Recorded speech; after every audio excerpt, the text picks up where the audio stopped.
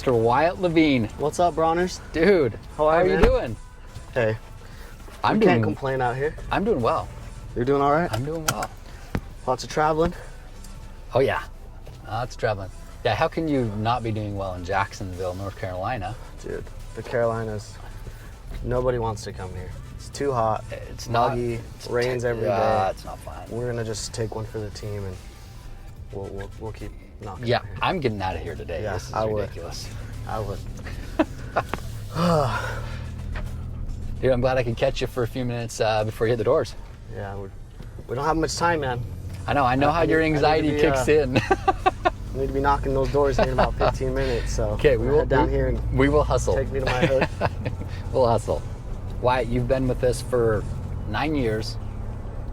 I remember year 7, you came to me and you're like, dude, I have to be a regional. Yeah. I gotta grow. I gotta be a regional because you've been making great money since you were 22, 20, whatever, young. Yeah, 21, yeah. And so it's never really been about the money over the past few years. It's I gotta grow.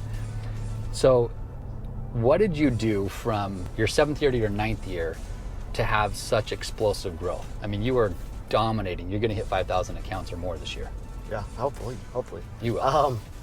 Yeah, so I mean, I think I was kind of caught in the rut that a lot of people get in, where it's like, you know, you're making great money just managing a team. Yeah. And I could have done that year after year after year and kept, you know, my core 10, 12 guys and then recruited the difference of 20, 25-man teams and just done that over and over. But I think this job, like, you stop to get motivated by money pretty quick, right? Yeah, it doesn't take long. Yeah. And then it's all about progress. And so that's kind of where I was at, is I was just like, I don't feel like I'm progressing. I had some bad luck a couple years ago where I think I could have got to the regional mark a little bit quicker had I not had, but that's, I mean, everybody, we've all got our stories.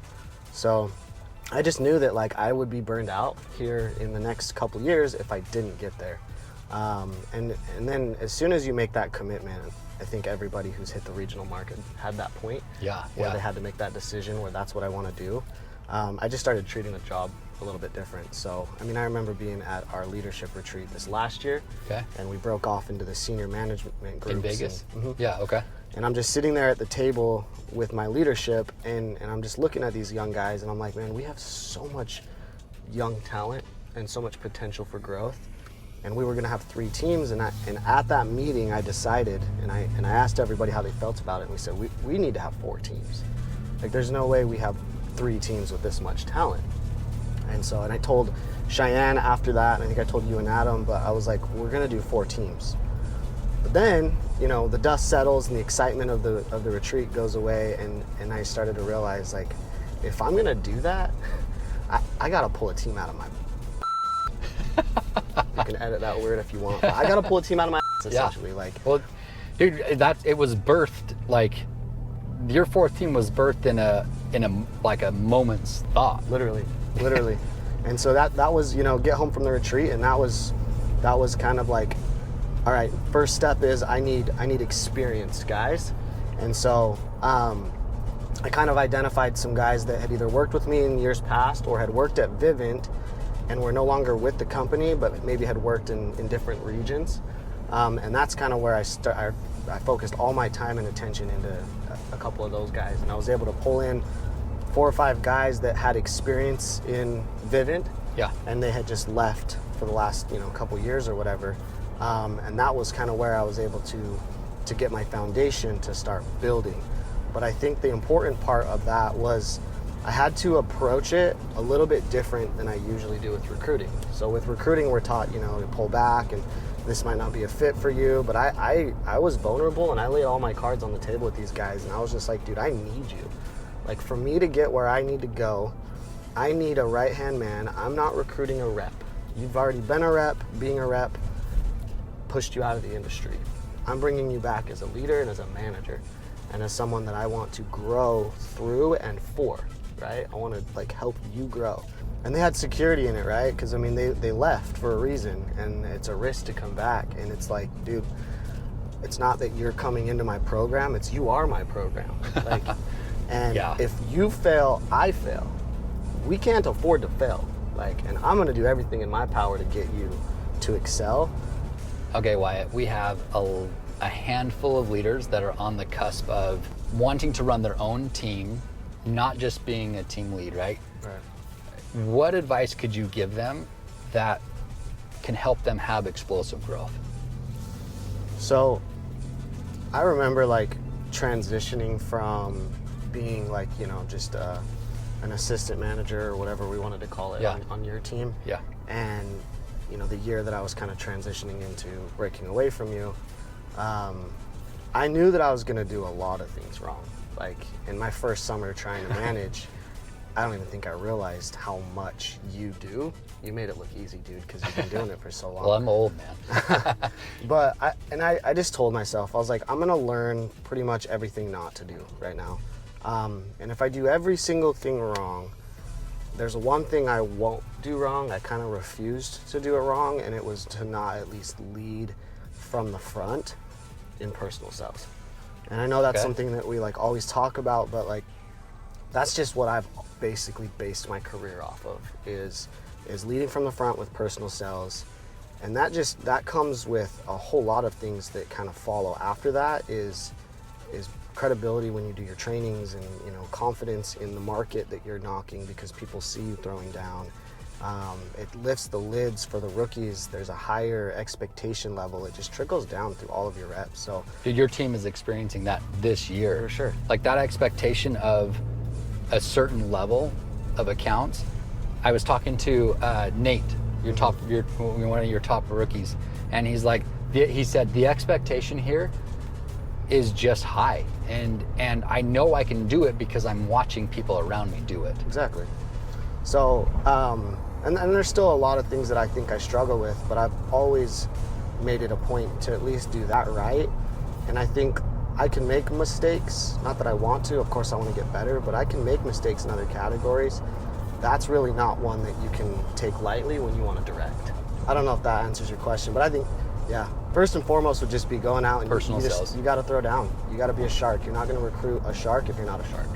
So you had mentioned earlier that you recruited in a way that made them feel like you needed them. What about rookies? Right, when you approached a rookie, did you have that same mindset? Same approach with these rookies. Like I said, like I can't miss with you. Like I can't fail with you. So I don't think any of the rookies came out this summer without the expectation that they too were going to be groomed for leadership, management, and going to be running their own teams in the next year or two.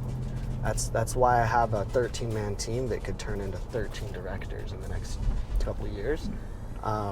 Because all of these rookies, they're also coming to the summer with that presented to them and as part of the opportunity that they're chasing. Yeah, it's interesting or not interesting, but it's cool that you say that because I did a few ride-alongs with some of those rookies this morning that are performing well. And one of the questions I asked them was, where do you see yourself in 3 to 5 years? Every one of them was running a team, leading. Like I want to run my own team, right? And that they're only 2 months into working for us. That's crazy that is where their mindset is. Right. And it all starts from the way you recruit. Okay, so I'm running out of time. I know we gotta get you on the doors, but I know that people are gonna wanna know this, or at least have an idea. What can it turn into financially if I grow into a regional manager here at Vivint? So I always tell people in recruiting, like, and I know it's kind of taboo talking about the money, but that's an important element, right? Yeah. And this isn't like hey, I make this much money, this is how cool I am. It's like, this is the real opportunity. I'm a dumb college dropout punk kid. If I could do it, so could you type thing. But I made about $54,000 my rookie year. Selling 100 accounts on the pay scale now is going to be a lot better than $54,000. Absolutely. That was incredible money to me. I doubled my income the first 4 years I did this job. So people can kind of do the math of what that looked like. That's crazy. Year 1 to 2 doubled, 2 to 3 doubled, and 3 to 4 doubled again. 100% growth for like 3 or 4 years. That's pretty dang good. Financially, anyway.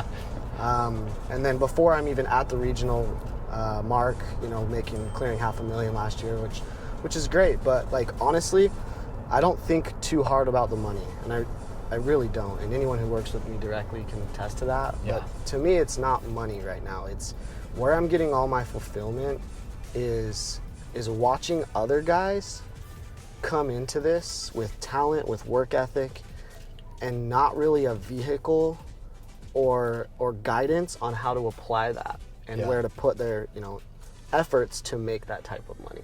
And it's so fun watching these guys, man. Like I've got a couple kids that came out here, and 2 months ago at the gas station, there's a two for $3, buy 2 get 1 free deal with these energy drinks, and these 2 roommates they're buying 2 and saving the 3rd one every day just so that they can, you know, have the extra one for tomorrow. Okay. And that's where they were at, and now they're selling double digits, and they're getting these paychecks. And literally just the other day, we're at the gas station, and one of them's in front of me. He turns around and he grabs my energy drink and he puts it on the counter and he buys it for me. And I have a hard time letting people pay for stuff for me. It's just a pride thing, but I let him just because I know like he wanted to feel that giving back. That is awesome. And it was so cool. Just like, it's a small thing, right? It's an energy drink, but just seeing him go from a couple months ago, like I need to get this buy 2 get 1 free and hold on to the second one for tomorrow, to like I can buy other people's drinks. And it's just so rewarding, like watching people grow so quick. I mean, we're talking 2 months. Being a part of someone's change for better is, and you did so that awesome. for me. I mean, you probably don't remember, but like my rookie year, I needed to win a gift card to buy groceries. I do. Oh yeah. So like, it was on a Saturday. It was I remember it was probably my that. first week, but I didn't worry about money. I haven't worried about money since probably my 3rd week, my first summer. But up until that point, like it was a struggle, and people don't realize I've been there. Dude, we've all started from Yeah. ground zero. So when I loaded the last segment of the video, there was no sound. So a little voice overlay here, but Wyatt, thank you so much for spending some time with us. It's been awesome to hear a little bit of your story and get a few tips from you. So anyways, have a killer day out there, Wyatt. Thanks again. Peace out, homies.